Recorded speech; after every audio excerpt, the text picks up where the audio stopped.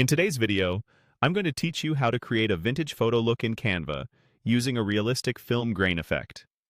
Hi everyone, let's jump right in so you can give your photos that soft, nostalgic feel in just a few minutes. First, open Canva and load the design where your photo lives. If your image isn't there yet, upload it or simply click the photo that's already on your canvas to make sure it's selected and ready. Next, head to the left sidebar and click Elements.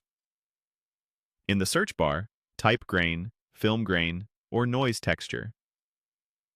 You'll see a variety of textures pop up.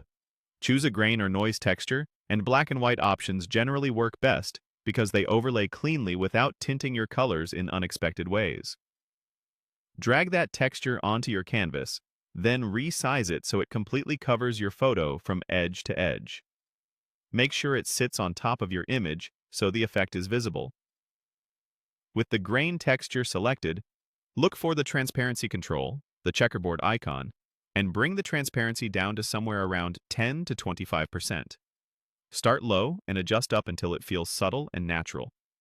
The goal is a gentle texture that suggests film, not a heavy speckled overlay. If it looks too strong, reduce it a touch. If it disappears, nudge it back up. Now, click your main photo and choose Edit Photo. Go to Adjust and make a few small changes to nail the vintage vibe. Lower the saturation slightly to take the edge off modern, punchy colors. Increase warmth a bit to introduce that sun-kissed, aged tone. Gently lower. Contrast so shadows and highlights blend more softly, giving the image a faded feel. If needed, lower highlights just a little to tame bright spots and reduce the digital shine. Make small moves and check how they play together. The magic comes from subtlety and balance.